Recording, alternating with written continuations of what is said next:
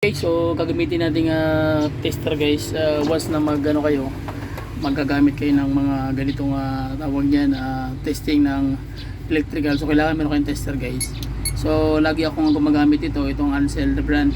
So may nabibili niyan sa Shopee, mura lang po ito, mga 12, 13. So dito pwede kang gumamit ng ground, pindutin mo lang itong down, lalabas na yung ground sa dulo.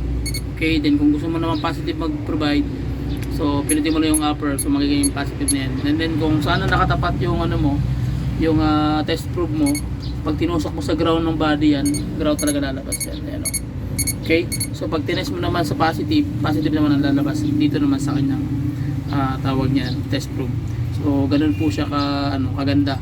So lagi ko itong ginagamit sa mga test para safe din siya sa mga electronics na 5 volts, 1 volts, 0.1 volts.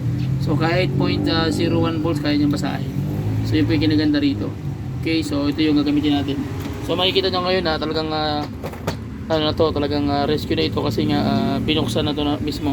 And then nahirapan na mismo yung buong yung may-ari kung paano siya papandarin dahil yung wiring nagkabali-baliktad na. Okay, so ang gagawin natin, i-condemn natin tong sistema ng wiring. Tapos ilalagay natin sa maayos na sistema. Okay, so gagawin natin guys, pakita ko muna sa inyo sa video na to yung detalye kung paano natin idudugtong ang buong mechanism sa pagkabit ng distributor, and then i-actual natin. So check nyo muna guys yung video natin. So ito yung wiring diagram, isusulat natin sa papel. Yan.